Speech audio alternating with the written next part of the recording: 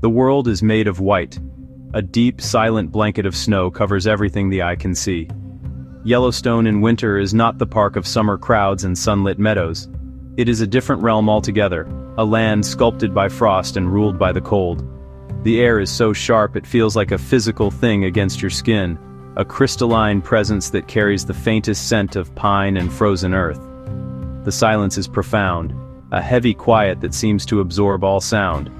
But it is not an empty silence. If you listen, truly listen, you can hear the soft whisper of wind through the skeletal branches of lodgepole pines, and the distant, muffled sigh of snow shifting under its own immense weight. It is a world paused, held in the breath of winter.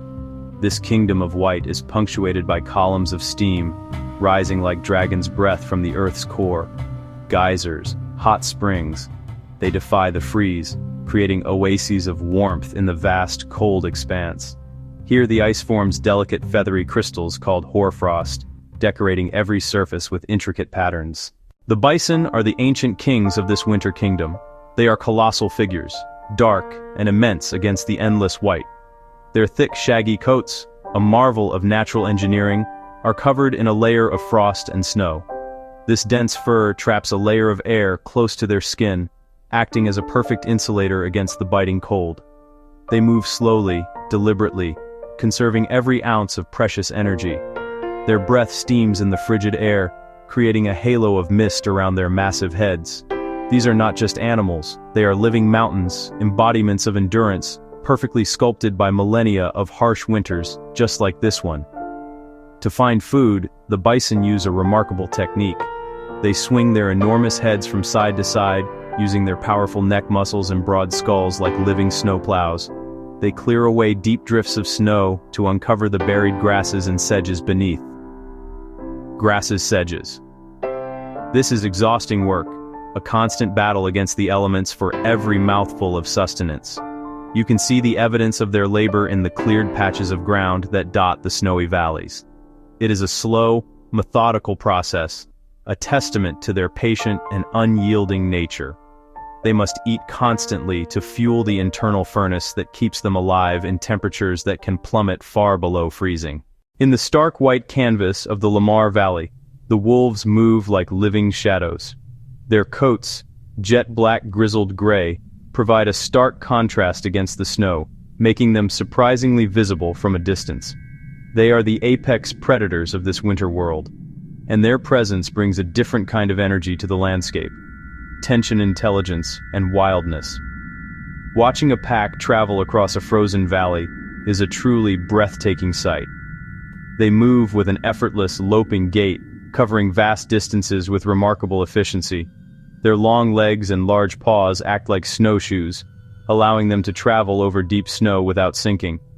Winter is a time of both hardship and opportunity for the wolves.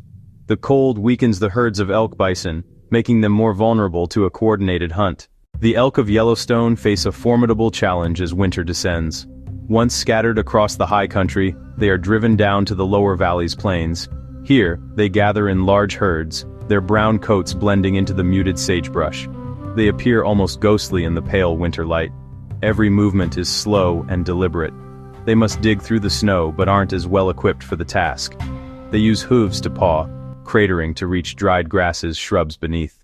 You know, one might think that winter would drive all birds from the frozen landscape of Yellowstone, but actually, a surprising number of species remain, demonstrating remarkable tenacity. Among the most striking is the raven. Their glossy black feathers really stand out sharply against the white snow, and their intelligence is just on full display. Ravens are master opportunists. Their survival is tied closely to the fortunes of other animals. They follow wolf packs from a distance, waiting patiently for a kill.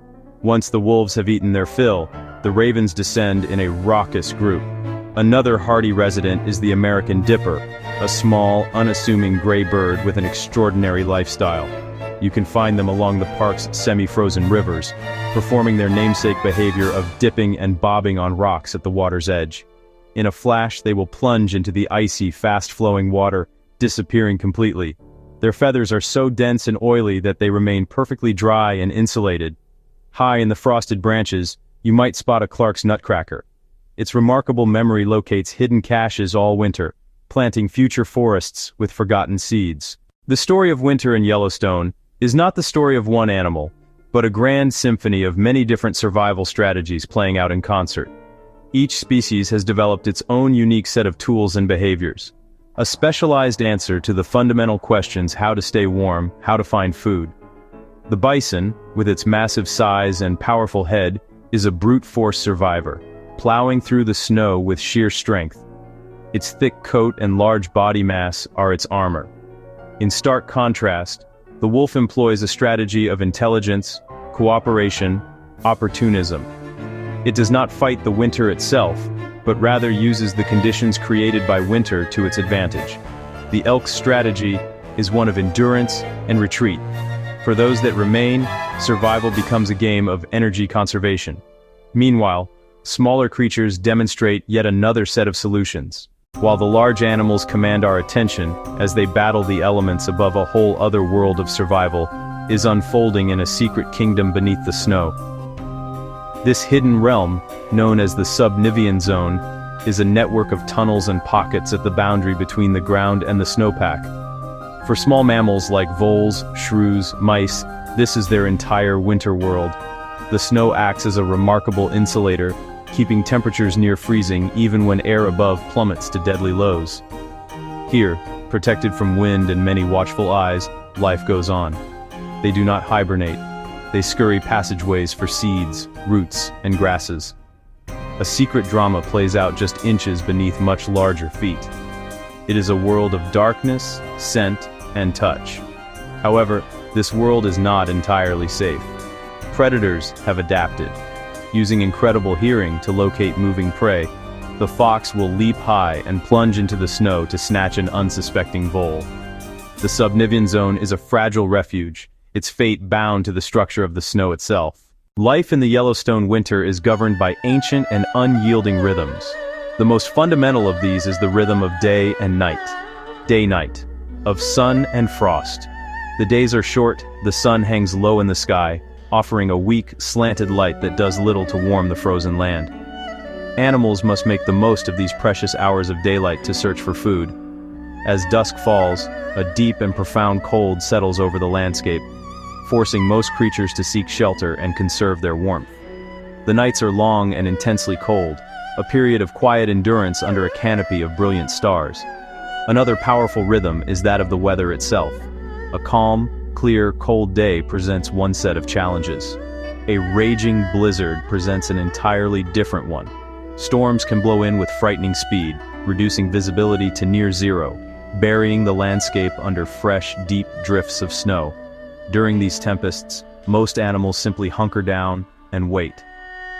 Bison face into the wind. Elk find shelter in dense forests. Wolves curl up together in a sheltered spot. The storm is a force to be respected and endured. Its passing leaves a changed world in its wake, with new challenges and new opportunities. There is also the rhythm of feast-famine. As we look out across the vast, snow-covered expanse of Yellowstone, it is clear that winter is not a season of death, but a season of profound resilience. It is a time when the land is stripped down to its very essence, and the true character of its inhabitants is revealed. Every animal that we see, from the immense bison to the tiny dipper, is a champion of survival. They are the result of millions of years of evolution, each one possessing a unique and brilliant solution to the problems posed by the immense cold and scarcity. This diversity of strategies is what creates a balanced and functioning ecosystem. The predator, the prey, the scavenger, the forager, all depend on one another. The wolf kill feeds the raven, and the forgotten seeds of the nutcracker plant a future forest. Observing this world reborn in white offers a deep sense of humility and wonder. They exist without any need for our approval or our understanding. They simply are. By witnessing their winter journey, we gain a deeper appreciation for the raw, untamed spirit of the wilderness and the delicate balance that sustains it. Ultimately, the story of Yellowstone in winter is a story of hope.